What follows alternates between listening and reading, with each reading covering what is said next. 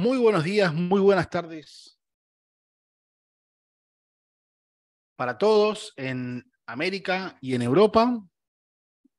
Bienvenidos a un nuevo webinar de datos económicos. Vamos a comenzar, como siempre, entendiendo cómo analizar y cómo interpretar los datos de manera general y genérica. Los datos tienen relevancia siempre dentro de una serie. Esto quiere decir que no podemos, no debemos mirar o interpretar un dato de manera aislada, sino que siempre tenemos que primero entender cómo es que viene la serie, cómo viene la tendencia de ese dato, y la nueva impresión, la nueva publicación, cómo impacta a esa serie o a esa tendencia. También es muy importante prestar atención a la previsión del mercado, es decir, qué es lo que ya tienen descontados los precios respecto a este dato en puntual, porque eso nos puede marcar la reacción que tenga el mercado, sobre todo al momento de la publicación del dato. Y siempre y en todo momento, lo que considero más importante es entender los datos dentro de un contexto coyuntural, dentro de un contexto de mercado. Esto nos va a ayudar a entender qué es lo que nos puede aportar un determinado dato, tanto al contexto económico como a nuestra estrategia, ya sea de inversión de largo plazo o de trading en general. Bien, dicho esto, veamos qué es lo que está mirando el mercado por estos días, cuál es la agenda del mercado por estos tiempos y qué es lo que el mercado va a estar mirando en cada uno de los datos o qué va a estar buscando el mercado entender en cada uno de los datos que se publiquen. Primero, todavía prevalecen los temores de recesión, tanto en Estados Unidos como en el mundo. Esto sumado a la inflación, tanto en la zona euro como en el mercado de Estados Unidos, bueno, hacen pesar muy fuerte en el precio del dólar y finalmente en el precio de prácticamente todos los activos en general. Sumado a esto, las presiones que tenemos en los precios de los commodities, tanto en los alimentos como en la energía. Y un punto que me parece nuevo, me parece clave y me parece muy interesante, es que el mercado creo está buscando entender si podemos estar entrando o acercándonos a algún tipo de punto de inflexión en la dirección del mercado. Yéndonos un poquito más hacia adentro y hacia lo coyuntural, veamos cuáles son las claves de esta semana, qué es lo que vamos a estar buscando y viendo en los precios y en los datos de esta semana. Por un lado tenemos a Estados Unidos publicando precios de inflación mayorista. Recordemos que la inflación mayorista es, de alguna forma, un adelanto de lo que finalmente puede ser la inflación minorista. Los precios normalmente primero suben en sus costos, en la parte de los productores y de los distribuidores, y luego, con algún delay, suelen drenarse y suelen traspasarse a los precios minoristas. Así que ahí podemos tener una buena pista de qué puede venir hacia adelante. Datos de inflación en Europa, también datos de inflación en Gran Bretaña, ventas minoristas en Estados Unidos. Esto nos va a dar una buena pista de qué puede estar pasando con el consumo en Estados Unidos. Recuerden que el consumo es entre el 60 y el 70% de la economía americana y es un dato verdaderamente relevante, sobre todo para la actividad económica. Luego tenemos reporte del mercado inmobiliario, ¿sí? Tenemos ahí datos de ventas de propiedades nuevas, permiso de construcción y construcciones nuevas. Y continuamos con la temporada de resultados, ya acercándonos al final, para finales de noviembre, principios de diciembre, ya van a haber reportado sus resultados. Casi el 100% de por lo menos las 100 empresas más grandes de Estados Unidos. Ahí vamos a hacer un apartado, hoy vamos a mirar un poquito cuántas empresas han reportado ya sus resultados y qué es, por lo menos de media, lo que viene dando los datos de cada una de las empresas. Bien, comencemos con Estados Unidos. Recordemos, para poner en contexto, la semana pasada, el jueves puntualmente, estábamos esperando el dato de inflación. El mercado esperaba una inflación interanual de aproximadamente un 8%, lo cual venía, recuerden, desde hace unos meses, bajando desde cifras superiores al 9%. El mercado esperaba entre el 8, 8.1, 8.2%, y tuvimos la noticia bomba de un 7,7, descontando en inflación anual, inflación mes contra mes, tanto en los segmentos estándar como en la versión core, en la versión subyacente. Con lo cual el mercado lo festejó tremendamente. Ahora vamos a ver un poquito en un ratito los precios.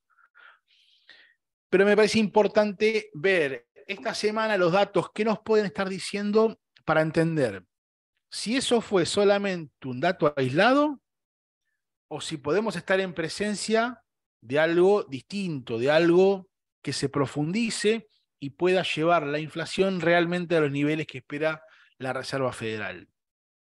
Comenzamos la semana con, bueno, discurso de uno de los gobernadores de la Reserva Federal. Recuerde que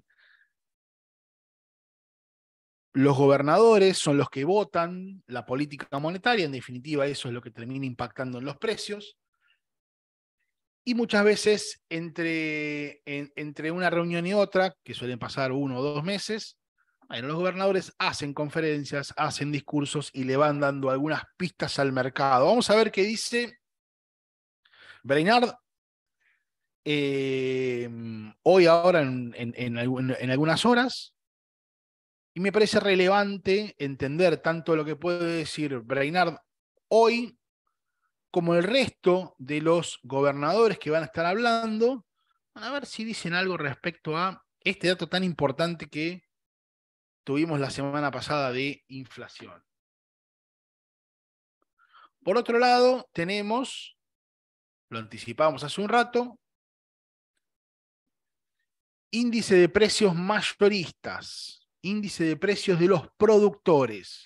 ¿Qué espera el mercado? El mercado espera una desaceleración en los precios. Sería muy importante ver que lo que vimos la semana pasada en los precios minoristas se empiece a confirmar también en los precios mayoristas y empiece a marcar el ritmo hacia el sendero bajista. Después tenemos, bueno, algunos datos también importantes. Llegado el miércoles, un día cargado de datos, acá tenemos ventas minoristas. Hablábamos recién de inflación, ahora, o mejor dicho, el miércoles vamos a tener un dato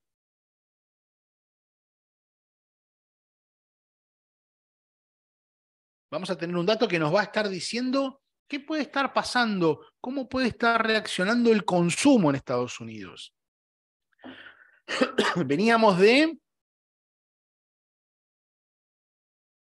el mes pasado un dato sin crecimiento, tampoco con contracción, un dato en cero. Bueno, vamos a ver si, como espera el mercado, se confirma un crecimiento en las ventas minoristas y ver cómo empieza a reaccionar el mercado respecto a eso. Tenemos también datos de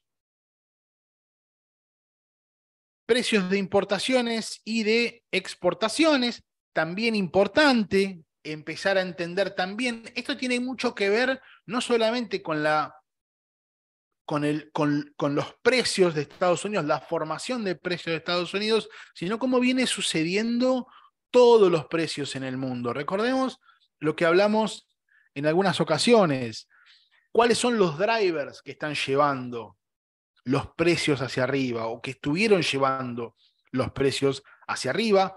Uno de esos drivers fue la producción mundial. Recuerden que la inflación es un fenómeno, por supuesto que es un fenómeno monetario, pero en definitiva es lo que termina ajustando los precios de los productos, es lo que termina ajustando el desequilibrio entre la oferta y la demanda. Cuando tenemos una oferta y una demanda en equilibrio, tenemos normalmente, es esperable que tengamos estabilidad en los precios. Cuando tenemos un desequilibrio entre la oferta y la demanda, ahí es cuando se empiezan a dar los desajustes. Y esto es lo que estuvo sucediendo por muchísimos motivos. Primero, en Estados Unidos sobre todo, pero en el mundo. Primero, tuvimos un shock en la oferta, un shock en la demanda. ¿Qué quiere decir un shock en la demanda? Inyección de dinero en el mercado. La Reserva Federal, por los programas de salida de la pandemia, inyectando dinero en el mercado y en los bolsillos de los consumidores de manera directa. Eso fue un shock de demanda. Ahora bien, la oferta no logró contener esa demanda, no solamente porque la demanda fue muy grande, sino porque tuvimos una contracción en la oferta. Tuvimos principalmente a China limitando su producción por sus políticas de lockdown, de COVID-0. Tuvimos, además de eso, congestión en los puertos, tanto en los puertos de Asia como en los puertos de Estados Unidos. Cuando salimos de los lockdowns, o se empezó a salir de los lockdowns, bueno, la cadena de suministros no dio abasto y se empezaron a congestionar los puertos. Sumado a esto, tuvimos escasez de microchips. Todo ese cóctel fue lo que en algún punto terminó generando, ¿sí? Fue la tormenta perfecta para los precios. Bueno, vamos a empezar de a poco a ir entendiendo cada una de esas variables, cómo viene reaccionando. Bueno, los precios de importación son una de esas variables. Bien, sigamos hacia el jueves. Acá tenemos los datos de vivienda, los datos de real estate en Estados Unidos. Tenemos permisos de construcción e inicios de nuevas viviendas. Acá tenemos, ¿qué espera el mercado? Bueno, el mercado espera una contracción, y esto es perfectamente ilógico, espera una contracción en ambos datos. No muy fuerte, pero una contracción al fin. El mercado inmobiliario en Estados Unidos viene bajo presión, principalmente por la subida de la tasa de interés. Piensen que tenemos las tasas de interés en Estados Unidos, sobre todo la de los créditos, la industria del real estate, de las viviendas en Estados Unidos, se alimenta principalmente del crédito barato y del crédito blando. Bueno, estamos en niveles muy altos respecto a la media de los últimos años.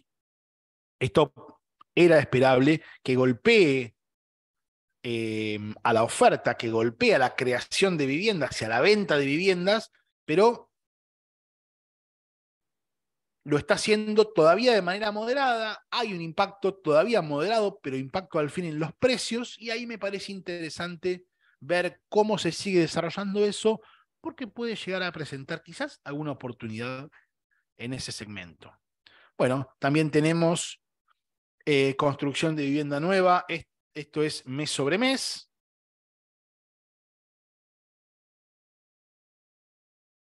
Y sobre el final, hacia el viernes, tenemos las ventas de viviendas existentes, es decir, la venta de vivienda usada. No con construcción, sino las existentes. También el mercado acá espera una contracción. Me parece muy interesante poder seguir este mercado, poder seguir el mercado inmobiliario americano. Bien, sigamos. Europa. Acá lo que me parece que hay que mirar mucho es el tema precios en Europa. Precios al alza tenemos en Europa. Precios al alza me refiero a inflación. Pero no solamente inflación, sino también nivel de actividad. Lo nuevo en Europa es la inflación. El nivel de actividad en Europa viene con algún golpe en los últimos 10, 20 años, con lo cual me parece importante, me parece interesante seguir ese desarrollo. Tenemos datos de empleo en Francia, recuerden, zona euro son los países que tienen al euro como moneda de referencia, como moneda de curso. Dentro de la zona euro, Francia y Alemania representan el 50% en todos los indicadores, en PBI, en actividad económica, en población, con lo cual es importante seguir a la zona euro en general en su conjunto, en los datos en su conjunto, pero también puntualmente ver lo que pasa en estos dos países, qué es lo que pasa en Alemania y qué es lo que pasa en Francia puntualmente. Entonces veamos, tenemos desempleo en Francia. El mercado espera, bueno, una pequeña suba en la tasa del desempleo. También tenemos tasa de desempleo en Europa, en la zona en general, año contra año. Acá, en lo que es la zona euro en general, se espera una contracción en la tasa de desempleo. Estamos hablando de la zona euro en general y antes hablamos de Francia en particular. ¿Sí? Entonces, importante ver qué sucede con el empleo en Europa.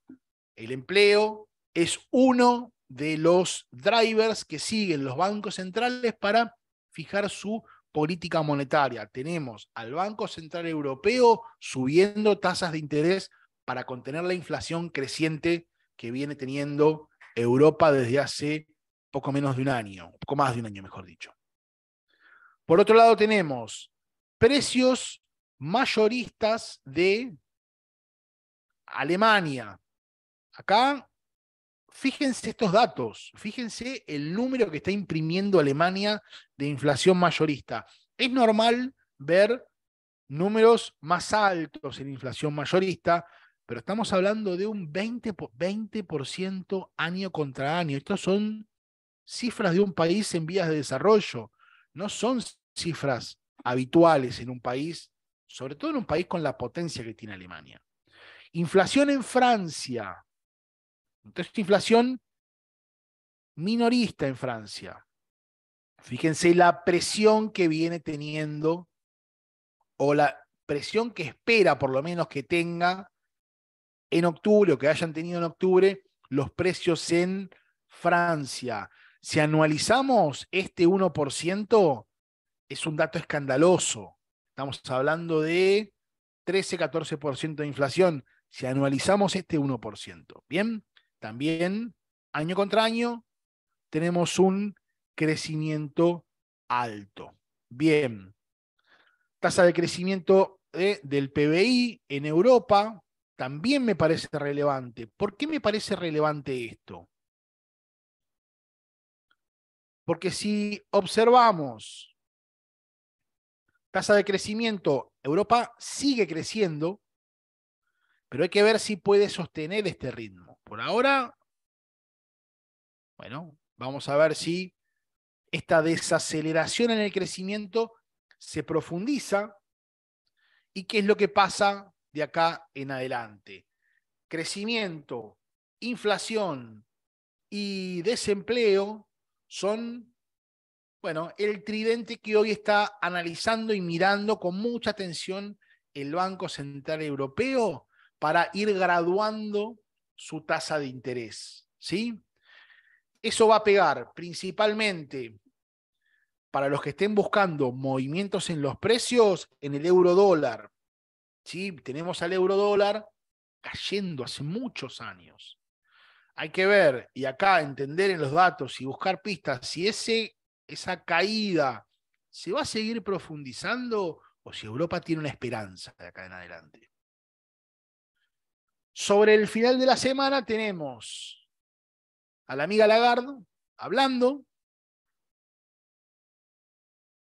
y, bueno, acá Europa mostrando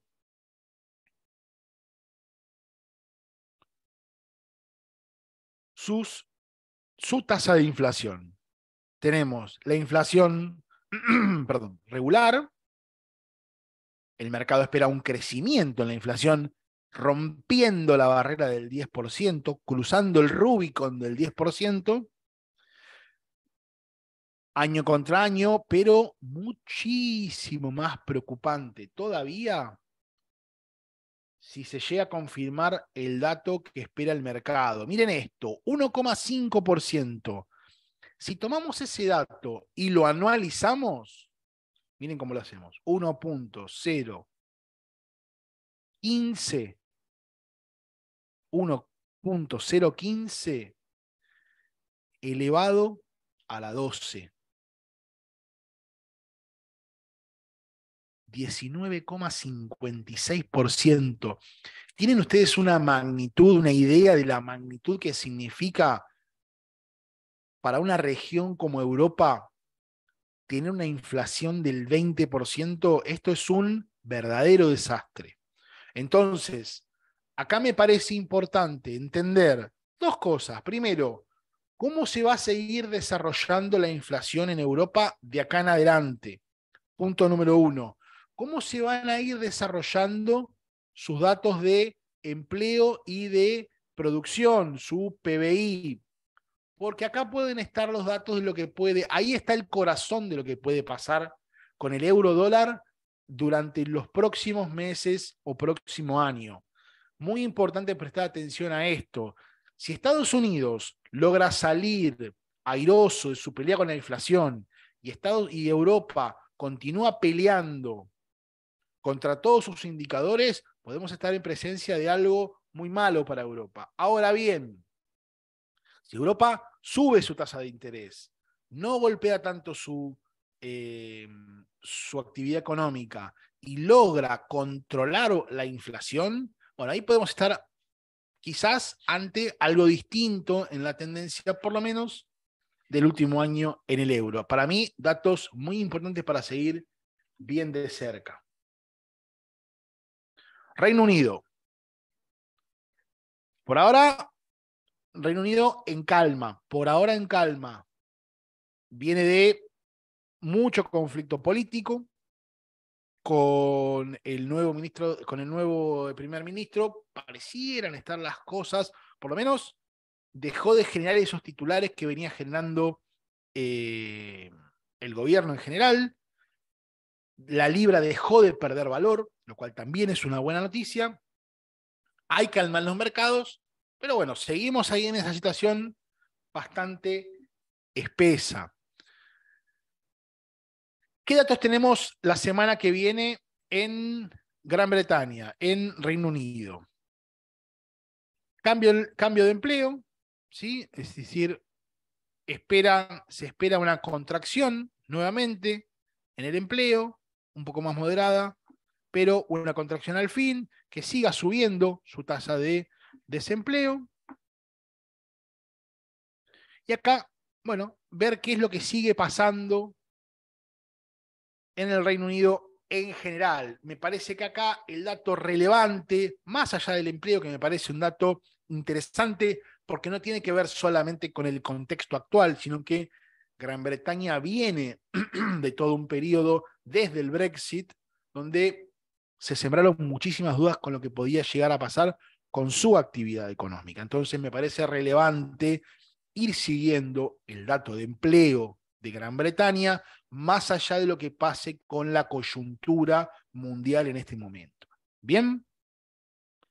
Después, el miércoles, acá tenemos, me parece, lo más relevante del miércoles, lo más relevante de la semana, mejor dicho, en lo que tiene que ver con la libra.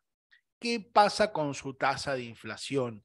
¿Qué pasa con esa suba del costo de vida que viene teniendo Gran Bretaña en este año, durante el 2022, a raíz de todo lo que ya sabemos, costo de la energía, costo de los alimentos y de los servicios en general.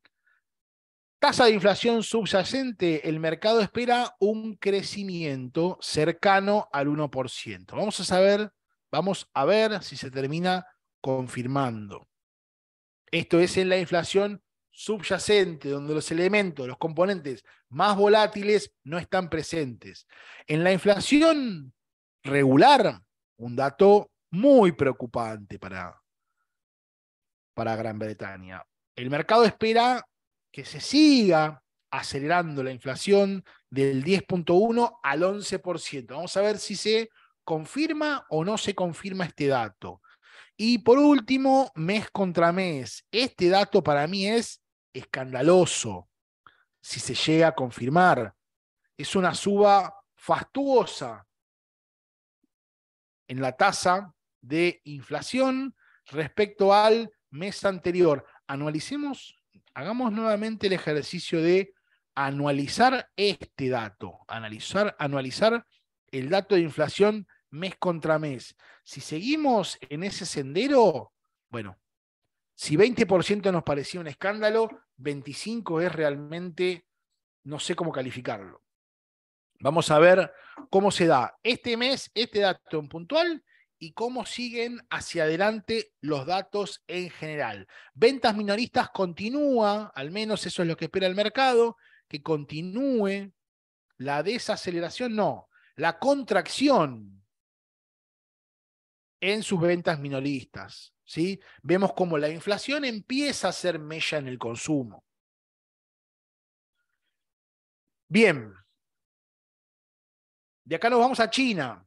China, ahí con el amigo Xi nuevamente, proclamándose presidente por un tercer mandato, algo que no voy a decir que no estaba en las previsiones, pero no es lo que habitualmente viene sucediendo en China. Recuerden que lo normal en China era, luego de 2 mandatos, que haya un cambio en la presidencia. Bueno, el Congreso del partido comunista decidió que Xi es la persona que tiene que seguir conduciendo los destinos de China al menos por 5 años más. Y acá en China, recuerden que venimos monitoreando la producción. ¿Cómo viene la producción industrial en China? Esto es especialmente relevante por 2 cosas. Primero, por lo más básico y elemental. China es la segunda economía, si no tomamos a la zona euro como una economía, ¿no? Es el segundo país con más grande en cuanto a economía, en cuanto a PBI, es decir, es la segunda economía más grande del mundo. Tiene una población impresionantemente grande, tiene una clase media en cantidad de habitantes, no en porcentaje de su población, sino en cantidad de habitantes realmente muy grande. Y eso, ya China no es solamente una fábrica, lo fue. China fue solamente una fábrica durante muchísimos años. Hoy China dejó de ser solamente una fábrica y hoy es realmente una economía donde tiene una clase media pujante, donde hay un consumo y donde las empresas van a pescar revenue, van a buscar ganancias. Entonces, me parece relevante lo que pase con la producción, porque lo que pase con la producción va a tener que ver con el devenir del país, pero también me parece importante lo que pase con la producción en China, por lo que hablábamos al principio, porque si hay producto en el mundo, eso va a contribuir a que se morigeren los números de inflación en general. Bien, venimos de septiembre con un crecimiento del 6,3% en la producción. Bueno, el mercado espera que siga creciendo, pero a otro ritmo. Bueno, vamos a desmenuzar un poquito este dato, a ver si podemos desmenuzarlo. Vamos a ver cómo es normalmente el crecimiento por lo menos en los últimos 4 años, en la producción industrial china. Vamos a ver cómo es en general, cómo es en promedio este dato. Bueno, si nosotros buscamos algo en promedio, bueno, algo en promedio sería entre estamos hablando de promedio, un pico de 7 y un mínimo de 4,5, 5. Con lo cual, si lo miramos de esa manera, bueno, estamos en niveles promedio todavía. Sea un poco más arriba, sea un poco más abajo, en general seguimos en niveles promedio. Si lo miramos en cuanto a la tendencia del último tramo, es decir, de los últimos meses, bueno, acá estamos frente a lo que podría llegar a ser una recuperación. Bien, piensen que venimos de lockdowns, política COVID-0, bueno, venimos de mucho golpe, ¿sí? Fíjense, recuerden lo que pasó principio del 2020, ¿no? Venimos de ahí, después de una salida muy fuerte, después de un acomodamiento, y ahora hay que ver qué pasa, ¿no?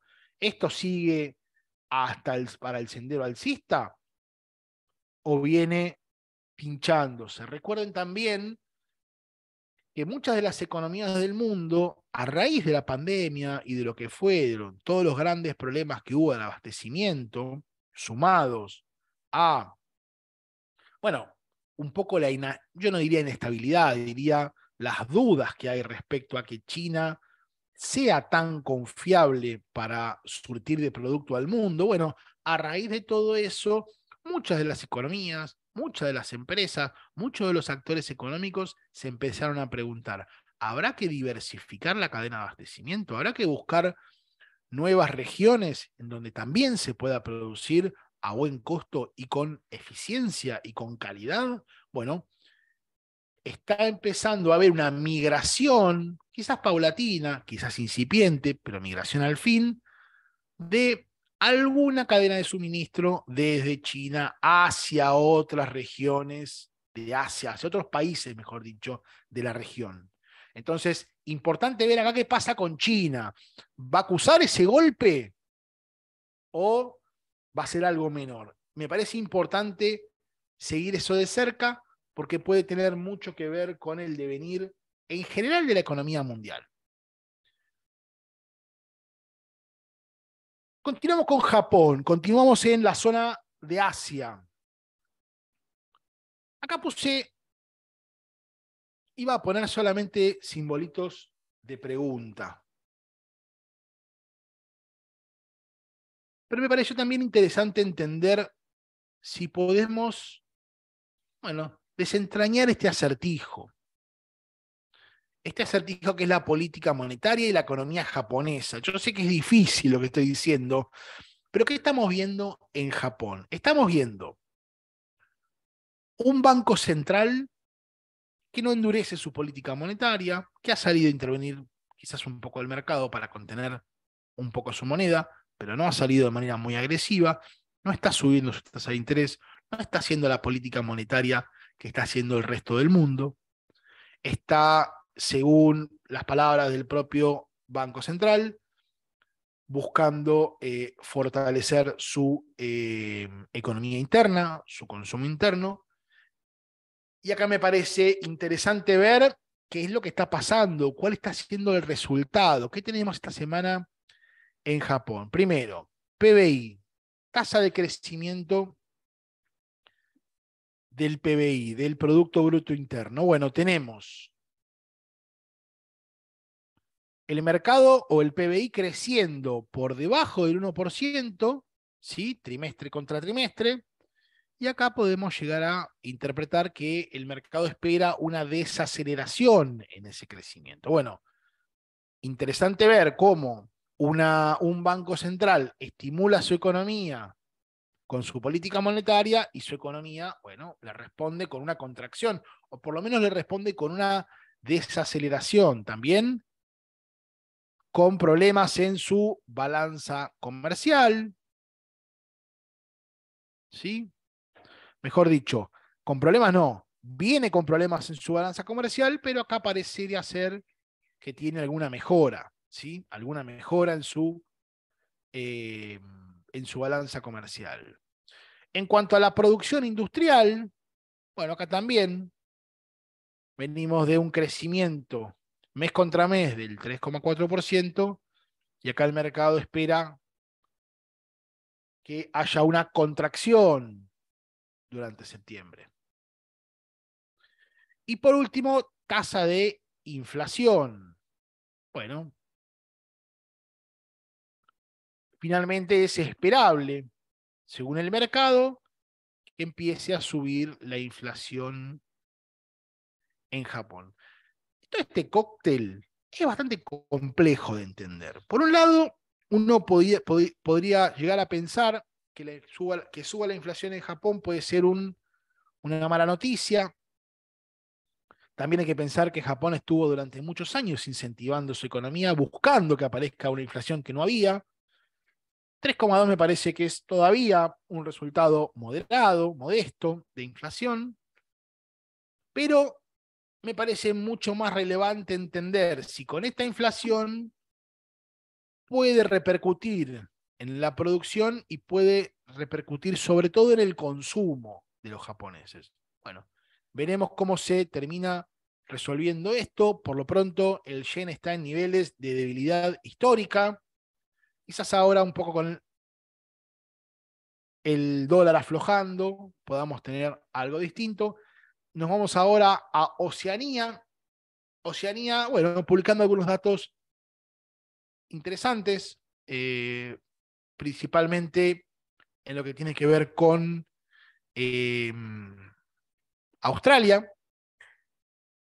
Tenemos las actas, es decir, las minutas de la reunión de política monetaria del Royal Bank of Australia, del RBA.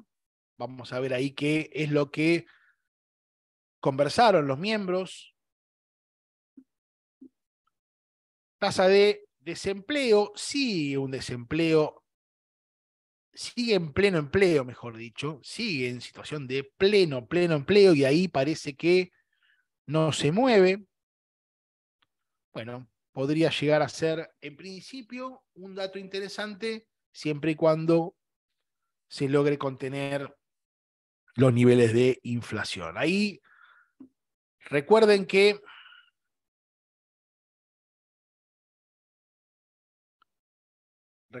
venimos de el movimiento tan fuerte en el dólar australiano contra el neozelandés. Esta es uno de mis pares de divisas favoritos, también es uno de los pares de divisas favoritos de muchos traders. Veníamos en este sendero durante el año, ¿no? Veníamos con un fortalecimiento del dólar australiano frente al dólar neozelandés. Acá tuvimos un quiebre, ¿sí? Durante octubre, noviembre, un quiebre confirmado además por un pullback fantástico. Y ahora estamos, bueno, en esta nueva tendencia que hay que ver si es realmente una nueva tendencia o si fue solamente una corrección frente a este movimiento. Me parece que ahí seguir el devenir tanto del banco australiano como del banco neozelandés me parece interesante para empezar a desmenuzar lo que puede llegar a venir en materia de divisas, en materia de Forex al menos, para este par tan seguido por los traders. Veamos siempre, ¿no?, la situación histórica de un par de divisas, ¿no?, para entender un poco qué es lo que puede llegar a pasar. Miremos también un poquito de dónde venimos, ¿no? Entonces, ¿es descabellado ver una suba del dólar australiano? Para nada. Tampoco me parece descabellado ver un quiebre del dólar australiano. Bueno, ahí me parece interesante lo que los datos nos pueden aportar. Bueno, y finalmente lo que les había prometido, seguir un poquito la temporada de resultados en Estados Unidos. ¿Qué viene pasando en materia de resultados en Estados Unidos? Tenemos acá a las 100 empresas más grandes de Estados Unidos, por lo menos en market cap. Bueno, a hoy han reportado el 85% de las empresas. El 85% de las empresas, al momento de hacer este video, han reportado sus resultados corporativos trimestrales. ¿Cuál viene siendo el resultado? Esto me parece sumamente interesante. Porcentaje de sorpresa. ¿Qué es el porcentaje de sorpresa? ¿Cómo fue el resultado frente a lo que el mercado esperaba? Bueno, en promedio, los resultados han sido algo más de un 5% más altos de lo que el mercado esperaba. Quizás ahí tenemos parte de la explicación del último movimiento en el mercado accionario americano. Parte, solamente parte. En cuanto al crecimiento año contra año, tenemos un 4,23%. Esto es un dato realmente significativo. Si comparamos el trimestre actual contra el mismo trimestre del 2021, tenemos un crecimiento del 4,23%. Trimestre del 2022 contra trimestre del 2021. Ahora bien, si sumamos los últimos 4 balances presentados, los últimos 4 balances trimestrales presentados, frente a los 4 anteriores a estos 4, es decir, si descalzamos un trimestre, lo que se llama el TTM, Trailing 12 Months, los últimos 12 meses, frente a los últimos 12 meses del reporte anterior, bueno, tenemos un crecimiento que no llega al 1%. Bueno, acá evidente y claramente tenemos una desaceleración. Todavía tenemos una economía americana pujante, una economía americana en crecimiento, más allá de algunas dudas que se habían sembrado, porque en los últimos 2 trimestres, anteriores, bueno, había una contracción en la economía, lo cual hizo prender todas las alarmas y hubo una presunción de que se podía entrar en recesión. De hecho, técnicamente estaba en una recesión, la cual no fue finalmente declarado por el organismo que declara las recesiones en Estados Unidos, que sigue esa estadística en Estados Unidos. Entonces acá me parece importante ver qué es lo que puede llegar a pasar en los últimos reportes que nos están faltando. ¿Qué nos falta? Nos falta, bueno, Nvidia, Walmart, empresas importantes de consumo. Bueno, Nvidia no tanto de consumo, pero Walmart, Home Depot, Target, empresas de consumo, ver qué estuvo pasando con el consumo. Algunas empresas de tecnología como Nvidia, Cisco, Intuit, bueno, y algunas más. Algunas empresas industriales como John Deere, y ver cómo termina de redondearse este trimestre en cuanto a resultados. Si lo miramos desde el punto de vista de los precios, si miramos el Standard & Poor's, bueno, tenemos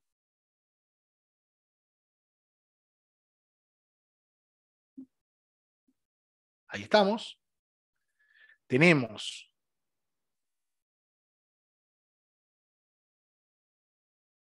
todo un año de caída, es decir, todo un año haciendo mínimos decrecientes,